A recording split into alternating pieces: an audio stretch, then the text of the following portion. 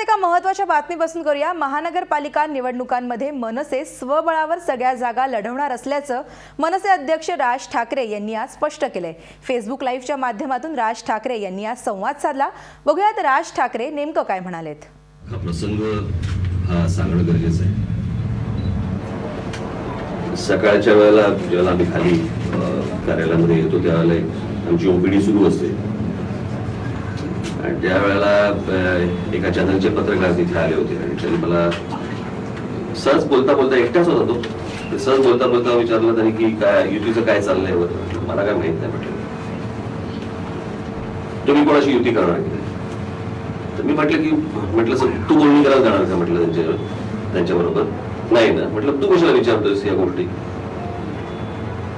नाही म्हणे तरी पण काही युतीची। म्हटलं अरे काय म्हटलं, हवेत काय बोलताय म्हटलं की? जरतरला म्हटलं माझ्याकडे उत्तर नसतात आणि कोणाकडेच उत्तर नसतात। जर असं झालं तर काय होईल वगैरे म्हटलं, या जरतरला म्हटलं काय अर्थ नाहीये आणि म्हटलं हवेतले काहीतरी प्रश्न मला विचारू नका ना। म्हटलं मी कोणाकडे गेलो ना, अजून माझ्याकडे कोणी आले नाही, तरी पण झाली होती तर। अरे म्हटलं तुला काय घाई आहे? तरी पण आपल्या त्याचं तेच चालू होतं। म्हटलं बरं ठीक आहे म्हटलं, जर सुद्धा कोणी आलं तर म्हटलं विचारतो। इतक्या कॅज्युअली झालेली चर्चा।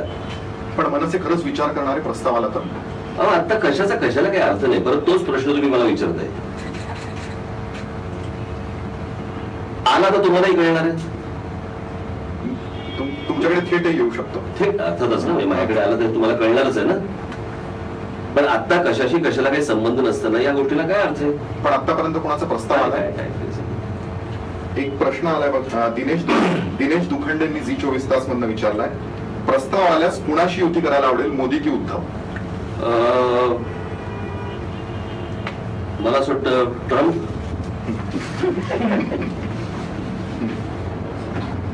पण आता मला समजा आता प्रश्न विचारायचा आहे की जर समजा तुला त्या पत्रकाराला जर समजा आता त्या चॅनल मधून काढलं तर कुठच्या चॅनल मध्ये जायला आवडेल? त्याचं उत्तर आहे का?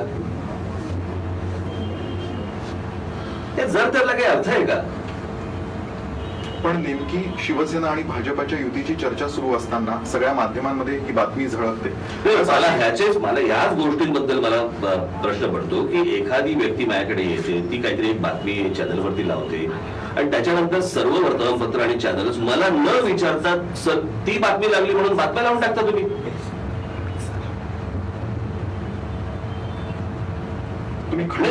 एरवी मला अनेकदा फोन करणारे हेच सगळे पत्रकार एक फोन करून मला विचारत नाही की तुम्ही असं बोललाय की नाही बोललाय, बरं माझा काय कोट आहे का, मी कुठच्या चॅनलशी बोललोय का, मी कुठच्या वर्तमानपत्राशी बोललोय का? एक पहिली गोष्ट सांगतो, माझा आतापर्यंतचा जर समजा तुम्ही राजकीय प्रवास बघितला तर मी असं बोललोच नाही, असं केलंच नाही, असं सांगितलंच नाही, असं मी कधी बोललो नाही। मी जे बोललोय ते बोललोय, नाही बोललो तर नाही। पण काल दिवसभर ही चर्चा होती, त्याला काय अर्थ आहे? मी केवळ एक वेळच विचारतोय की शिवसेना आणि भाजपची युती होणार की नाही होणार, तो त्यांचा प्रश्न आहे। बरोबर आहे, पण ही चर्चा सुरू असतानाच नेमकी ही बातमी आल्यामुळे तुम्ही एक पिल्लू सोडलंय की काय अशी चर्चा? नाही, मला माझ्याकडे काय पिल्लू सोडायचं असं काही प्रकार नसतं। आता आपण पुढच्या मुद्द्यांकडे जाऊ। सगळ्यात महत्वाचा जो मुद्दा आहे आज घडीला महाराष्ट्र नवनिर्माण सेनेसमोर, तो हा म्हणजे 2 लागोपाठच्या पराभवांनंतर मनसे आता निवडणुकीला सामोरी जाते। लोकसभेची निवडणूक, विधानसभेची निवडणूक। या पराभवातून मनसे काय शिकली आणि काय बदल केला? नाही बघा, या सगळ्या गोष्टीतनं एक तुम्ही बघितलं पाहिजे की हा माझ्या पक्षाचा पराभव झाला हे एवढंच तुम्ही घेऊन बसलाय, पण ज्या राजकीय पक्षाने 49 वर्ष या देशावरती राज्य केलं त्याचे पराभव प्रत्येक ठिकाणी होत आहेत, त्या काँग्रेसबद्दल तुम्ही विचारायला तयार नाहीये, बोलायला तयार नाहीये। त्यांनाही प्रश्न विचारतो नाही, त्यांना तुम्ही प्रश्न नाही विचारत, त्याचे ते उत्तर द्यायला कुठे असतात? राहुल गांधी ते परदेशात असतात ते। पण प्रश्न असा आहे की याच आता आपण जर समजा विचार केला तर 3 वर्षापूर्वी याच भाजपाची काय परिस्थिती होती?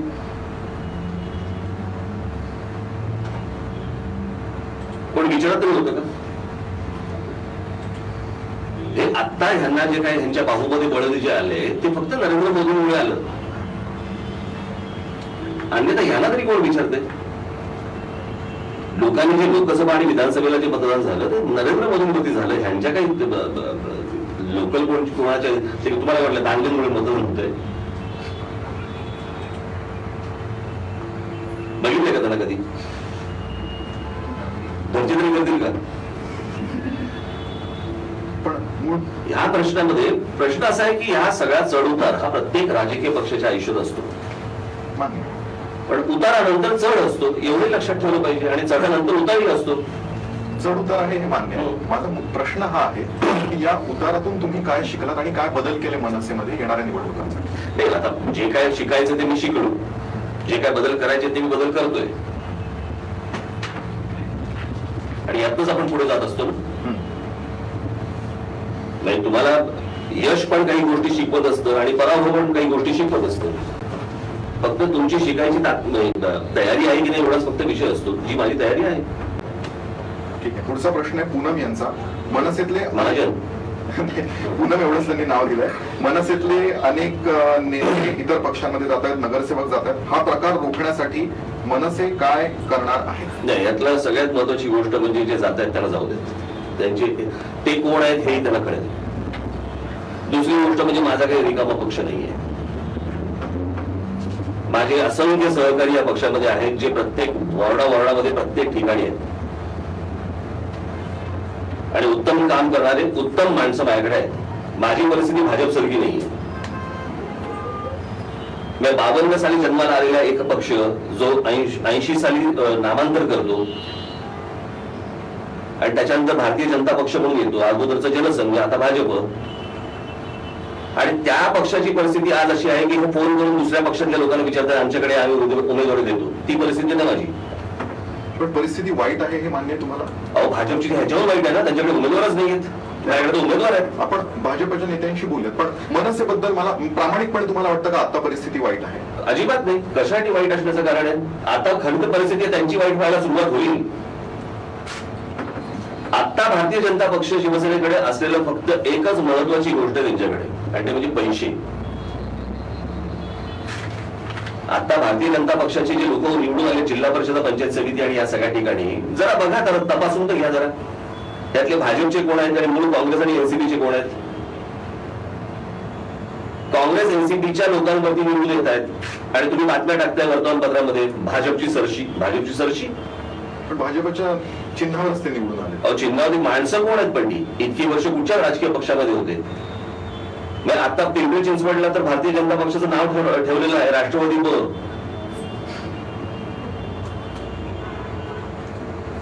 हे सगळी इतर सगळ्या पक्षातनं माणसं गोळा करत बसायची. याचं कारण काय? माणसंच नाही त्यांच्याकडे, उमेदवारच नाहीत. पण ज्या अर्थी एवढे उमेदवार त्यांच्या पार्टीत येऊ इच्छित आहेत, आता ह्याचं कारण पैसे. एक तर पैसे देऊन देत आहेत आणि निवडणुकीसाठी भरमसाठ पैसे द्यायला तयार आहेत. हे फक्त पैशासाठी सुरू आहे. आज ही शहरामधली जी जनता आहे ही काय पैशाने विकली जाणारी नाहीये. याच्याशी संबंधित एक प्रश्न हा नरेश कामत यांनी हिंदुस्तान टाइम्स चे ते प्रतिनिधी आहेत, त्यांनी विचारलाय की डिमॉनिटायझेशनचा प्रॉब्लेम, डिमॉनिटायझेशनमुळे फंड्सचा प्रॉब्लेम तुमच्या पार्टीला होतोय का? चणचण भासते का? अर्थातच भासते, पण ती भाजपला नाही भासत आहे. पण प्रश्न असा आहे, रांगेतल्या लोकांना पैसे मिळत नाहीये बँकांसोबत उभे राहिलेल्या, परंतु बँकांमधनं काही लाख कोटी रुपये बाहेर गेले. ते कोणाकडे गेले? भाजप ज्या प्रकारे खर्च करते आता उत्तर प्रदेशमध्ये ज्या प्रकारे खर्च चालू आहे किंवा आता जो खर्च त्यांचा सुरू होईल, ह्यांच्याकडे कुठून पैसे आले? नोटबंदीचा त्रास बाकीच्यांना, ह्यांच्याकडे नोटा भरपूर. त्या कशा काय आल्या, कुठून आल्या आणि कुठून येत आहेत? पण तुम्हाला त्रास जाणवतो, तुम्ही मान्य करा. अर्थातच ना, प्रत्येकाला जाणवणार ना. आणि राजकीय पक्ष कशाला, सर्वसामान्य माणसाला जाणवतोय. राजकीय पक्षाला जाणवणारच. तुमच्या बोलण्यात मला एक गोष्ट सतत जाणवते, ती म्हणजे तुम्ही निशाणा भाजपवर करताय. तर मनसेचा यावेळेला ऑपोनंट किंवा विरोधक नंबर 1 हा भाजप असणार आहे? अर्थातच ना. शिवसेना नाही? शिवसेना आलीच. म्हणजे आता ते बरोबर आहेत काही ठिकाणी, ते नाही आहेत. त्यांचं काय चाललंय त्यांचं त्यांनाच ठाऊक. कधीतरी अंगावर जातात, कधीतरी घरंगळत जातात. पण तुमचा अंदाज आहे युती होणार नाही होणार? कळालं का? तुम्ही त्यानुसार आडाखे बांधत मी ह्यांचं काय चाललंय त्याच्यावरती माझ्या आडाखे नाही बांधत. आपण मनसेबद्दल बोलूया. यावेळेला मनसे नेमक्या किती जागा लढणार आहे हा प्रश्न अनेक जण विचारतात. तर सर्व जागा मुंबई महानगरपालिका सर्व जागा लढणार, अर्थातच. पुणे, नाशिक, अर्थातच. सर्व 10 महानगरपालिका, सर्व 10 आता ह्या महानगरपालिका 5 नक्की, नागपूर नक्की, अकोला नक्की, ठीक आहे. मुंबई, ठाणा, पुणा, नाशिक, पिंपरी चिंचवड, नागपूर, अकोला आहे. इथल्या सर्व जागा लढणार. ठीक. प्रचाराचा यावेळेला मुख्य मुद्दा काय असणार? तो प्रचारात कळेल. पण आता सांगू, विचारतोय मी, तो प्रचारात कळेल ना. नोटबंदी हा मुद्दा असणार आहे. अनेक गोष्टी आहेत ना त्याच्यात. ओके, नाही, पिक्चर दाखवतो. ठीक आहे. आता आपण पत्रकारांचे भरपूर प्रश्न आलेत ते घेऊयात. प्रणाली कापसे विचारतात, सुरुवातीला तुम्ही प्रसार माध्यमांनी सुरुवातीला तुम्हाला डोक्यावर घेतलं होतं, आता तुमचा पडता काळ आलाय म्हणून तुम्ही प्रसार माध्यमांवर आत म्हणजे पहिली गोष्ट म्हणजे मी तुम्हाला सांगितलं नव्हतं, कळलं का? ते तुम्ही स्वतःहून ठरवायचं की आम्ही डोक्यावर घ्यायचं, आम्ही खाली पाडायचं. तुम्ही नाही ठरवायचं या गोष्टी. प्रश्न असा आहे, प्रसार माध्यमांवरती मी तेव्हाही तुटून पडायचो. हिंदी प्रसार माध्यम ते कोणाही असेल. प्रश्न असा आहे, तुम्हाला कोणी सांगितलं नव्हतं मला डोक्यावर घ्या म्हणून, आणि तुम्हाला इतरही कोणी सांगत नाही की आम्हाला डोक्यावर घ्या आणि आम्हाला खाली ठेवा वगैरे.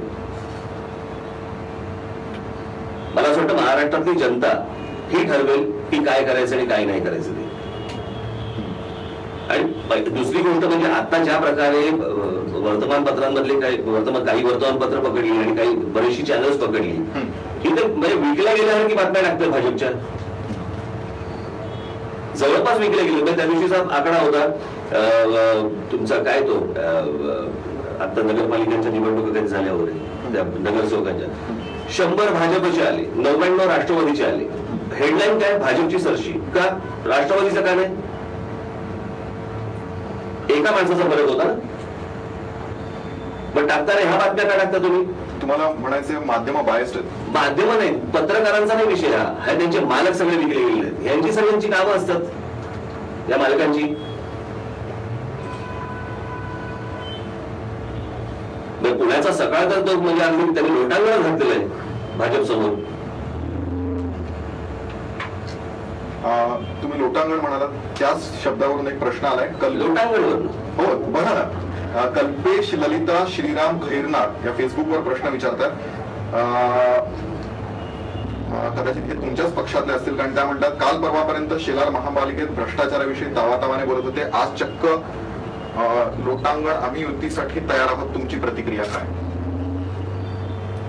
कोणाबद्दल सगळं? मला वाटतं त्यांना आशिष शेलार यांच्या विषयी प्रश्न विचारायचा होता. कोणाशी युतीसाठी तयार? त्यांचा प्रश्न जरा कन्फ्युजिंग होता. पुढे बोलूयात. नाशिक मधून प्रश्न आलाय. दीप्ती राऊत ज्या दिव्य मराठीसाठी काम करतात त्यांनी प्रश्न पाठवलाय की नाशिकमध्ये तुम्ही सुशोभीकरणासाठी चांगली कामं केली आहेत, पण ही सगळी ऐच्छिक कामं आहेत आणि ज्या मूलभूत सुविधा आहेत त्या तुम्ही नेमक्या कोणत्या दिल्या? नाशिक एकदा फिरा नाशिक मध्ये आणि कळेल ना. त्या नाशिकच्याच आहेत. मला माहिती आहेत त्या मला माहिती आहेत. एकदा फिरा म्हणा, बोर्डामध्ये जा आणि तिकडे बघा आमच्या नगरसेवकांनी काय कामं केली आहेत ती. ठरवून झोडू नका. आज नाशिक मध्ये जेवढी कामं झालेली आहेत तेवढी मला तुम्ही इतर कुठच्या शहरामध्ये कामं झालीत का ते तर सांगा मला.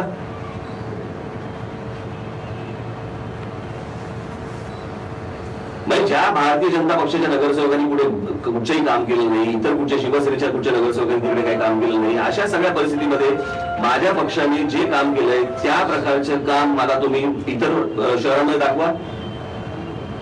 ज्या प्रकारे मी बाहेरून पैसे घेऊन ज्यावेळेला त्या शहरामध्ये आणले त्याच्याबद्दल नाही काय वाटत तुम्हाला?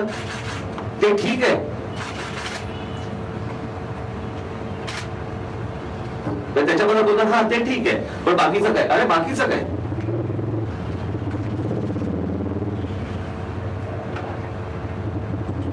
या सगळ्या गोष्टी मला माहितीच नाही. हे सगळं एका चौकटीतनं बघून सगळं चालू आहे. नाही, मी त्यांना व्यक्तिशः दीप्ती राऊतांना ओळखतो. मी ओळखतो. हा, नाही, माझं म्हणणं हे आहे की एखाद्या पत्रकाराने प्रश्न विचारल्यावर थेट त्या पत्रकारावर प्रश्न असा आहे ना की या पहिल्यांदा झालेल्या चांगल्या कामांबद्दल एक 4 कौतुकाचे शब्द बोलायला की नाही पहिले? त्या बोलल्या ना, ते ठीक आहे. सुशोभीकरणाबद्दल ते झालं हे ठीक आहे, पण बाकी काय? ते ठीक आहे. इतक्या उद्योगपतींशी इतक्या राजकीय पक्षांच्या लोकांचे संबंध असताना इतर शहरांमध्ये या उद्योगपतींनी हे अशा प्रकारची कामं का नाही केली जी आज नाशिकमध्ये झाली होती? ती महत्वाची नाही आहेत? आज नाशिक मधले जे रस्ते झालेले आहेत, इतका पूर आला, इतका पाऊस पडला तरी त्या रस्त्यांवरती खड्डे पडले नाही, ते उत्तम रस्ते चांगले झालेले आहेत, त्याच्याबद्दल कोण बोलणार नाही. आज नाशिक शहराला आज आम्ही त्या तुमचं कुठचं धरण ते मुकडे ना नाही मुकडे धरणात आम्ही पाईपलाईन नाशिक शहरामध्ये पाणी आणतोय. पुढच्या काही 1 वर्षभरात 2 वर्षात ते काम संपेल. त्याच्यानंतर पुढची 30 वर्ष नाशिक शहरातल्या कुठच्याही नागरिकाला पाण्याचा प्रॉब्लेम येणार नाही. हे काम नाही.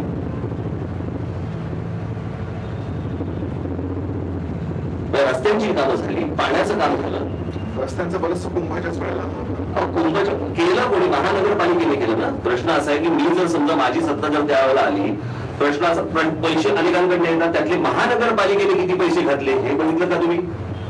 बरं, माझी तिथे सत्ता आल्यानंतर अगोदर जे कर्ज होतं महानगरपालिकेवरती ते फेडून त्याच्यानंतर हे रस्ते आम्ही बांधलेले आहेत, त्याच्याबद्दल चर्चा नाही. त्याच्या डिटेलमध्ये जायचं नाही. कुठच्या गोष्टींच्या वरकरणी आपले फक्त प्रश्न विचारत बसायचे. असं कसं चालेल? ज्या बोटॅनिकल गार्डन मध्ये आजपर्यंत एक माणूस जात नव्हता, त्या ठिकाणी आज दिवसाला 4-4, 5-5 हजार लोक जातात तिथे. काही ओळख नावाची गोष्ट आहे. बरं, अशा मग जर समजा बघितलं तर मग आता नागपूर घ्या, भाजपची सत्ता आहे, किती प्रश्न प्रलंबित आहेत? कोणत्या गोष्टी केल्या? मुंबई शहरामध्ये प्रश्न आले. मग यांची 30-30 वर्ष सत्ता आहे, शिवसेना भाजप दोघांची मिळून. भाजपवाले काय सांगतात मुंबईत भ्रष्टाचार आहे, ह्यांचे हात नव्हते का त्याच्यामध्ये? 30 वर्ष शिवसेनेबरोबर तुम्ही एकत्र आहात, तुमचा नाही भ्रष्टाचारात हात? असं कसं बोलून चालेल? नाशिक बद्दलच तुम्ही दोघांनी तुम्ही फावडं मारलं, ते एकत्र मारलं, एकत्र धरून मारलं. मी नाशिककडे परत येतो. तुम्ही सांगितलं की नाशिकमध्ये मनसेने चांगलं काम केलं आहे, पण मनसेची तिथे स्थिती फारच बिकट झाली. तिथे 40 नगरसेवक निवडून आले होते, 14 नगरसेवक विकले जाणाऱ्यांचं तुम्ही काही नाही करू शकत. पण ते एकीकडे तुम्हीच निवडून आणले होते ना. मग अशा अनेक लोक आहेत ना. म्हणून मी तुम्हाला तेच सांगतो ना की तुम्ही जेव्हा आजची परिस्थिती अशी आहे की ही जी माणसं आहेत, आज माझ्याकडे असंख्य अशी माणसं आहेत महाराष्ट्रभर जी विश्वासाने माझ्याबरोबर आहेत. जे काही जण आले असतील निवडणुकीच्या काळामध्ये, काही लोक आले असतील, ते गेले असतील. आणि खाली काही कमतरता नाहीये लोकांची, काहीच कमतरता नाहीये. या तुम्ही दाखवतो. पण तुम्हाला काळजीचं कारण नाही वाटत? 14 नगरसेवक उरले 40 पैकी? काहीच नाही. 60 आणि परत एक प्रश्न मला अनेक दिवसांपासून विचारायचा होता. तो म्हणजे मनसेने सुरुवात मराठीच्या मुद्द्यापासून केली आणि मध्यंतरीच्या काळात गेल्या काही दिवसांमध्ये मला एक गोष्ट लक्षात येते, ती म्हणजे मनसे थोडं सॉफ्ट हिंदुत्वाचा मुद्दा सुद्धा हाती घेतली.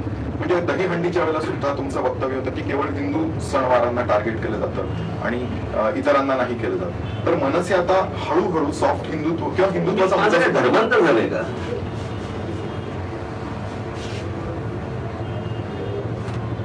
आणि मी माझ्या जाहीर सभेमध्ये म्हटलेलं आहे मी हिंदू आहे, तो आहे हिंदू. भूमिका मी मांडत राहणार. संबंध ठेवायचे नाही ठेवायचे. हा प्रश्न विचारण्याचं कारण हे होतं की पत्रकार म्हणून मला पाहताना हे खूप इंटरेस्टिंग वाटतं की एकीकडे तुम्ही म्हणताय तुमचा भाजप 1 नंबरचा आता या निवडणुकीसाठी शत्रू आहे, शिवसेना पण म्हणते त्यांचा भाजप शत्रू आहे, पण मुख्यमंत्र्यांनी त्यांचे संबंध तुमच्यासोबत असतील किंवा उद्धव ठाकरेंसोबत असतील ते मात्र चांगले ठेवले. सो म्हणजे ही भाजपची स्ट्रॅटेजी. एक मिनिट, चांगले ठेवलेत म्हणजे काय? कधीतरी आमचं फोनवरती बोलणं होतं, कधीतरी भेट होते. चांगले संबंध आहेत म्हणजे काय एकत्र झोपतो की काय? चांगले संबंधाला काय अर्थ आहे? एक फक्त आत्ता प्रश्न आलाय, तो शेवटी विचारतो. गडकरींचा जो पुतळा हलवला त्याबद्दल तुमची काय प्रतिक्रिया आहे? जो पुण्याला मूर्ख माणसं आहे ती. मुळात यांना इतिहास किती माहिती आणि काय माहिती आहे हा सगळा विषय वेगळाच आहे. हे निवडणुकीच्या तोंडावरती यांना या सगळ्या गोष्टी सुचतात. मुळात जे करणारे आहेत किंवा करून आणणारे आहेत त्यांनाही कुठच्या गोष्टी माहित नाही. त्यांना राम गणेश गडकरी नावाची काही गोष्टच माहिती आहे. त्यांना असं वाटलं असतं कदाचित नितीन गडकरींचे नातेवाईक आहेत. काही कशाचं काही वाचन नाही, काही नाही, माहितीच काही नाहीये. हे फक्त यांचं निवड एक जातीचं राजकारण करण्याच्या दृष्टिकोनातून सुरू केलेली गोष्ट आहे. याच्या पलीकडे यांना काहीही माहिती नाहीये. आणि प्रश्न असा आहे की ज्या काळामध्ये ही गोष्ट लिहिली गेली असेल, एक तर ते प्रकाशित नाहीये, दोन ज्या काळात लिहिले त्यावेळेला इतिहासाचे संदर्भ काय सापडले गेलेले आहेत त्याच्यावरती ते लिखाण असतं. त्याच्यानंतर जर समजा इतिहासातले संदर्भ काही वेगळे लागले तर वेगळा विचार असतो, पण तो माणूस आज नाहीये. त्यामुळे तुम्ही त्यावेळेला काय लिहिलं होतं आणि आज काय लिहिलं गेलंय याचे संदर्भ तुम्ही जोडू शकत नाही. संभाजी राजांबद्दल प्रत्येकाच्या मनामध्ये आदर आहे. शूर होते, मोठे होते, याच्याबद्दल वाद नाही, परंतु संभाजी राजे हे जाऊन वडिलांशी भांडून मुघलांना मिळाले होते हे तितकंच सत्य आहे ना. ज्यांच्या विरोधात लढण्यात महाराजांची हयात गेली त्यांना जाऊन तुम्ही मिळालात हे सत्यच आहे ना.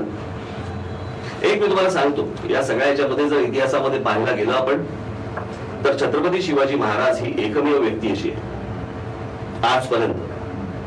मुळात पहिले आपण बघितलं पाहिजे की आपला इतिहास लिहिलाय कोणी ना. आपला इतिहास हा कोणी मराठ्यांनी लिहिलाय ना ब्राह्मणांनी लिहिलाय. हा मुळात इतिहास लिहून ठेवलाय मोगलांनी, ब्रिटिशांनी, कळलं का. या लोकांनी हा इतिहास लिहून ठेवलेला आहे.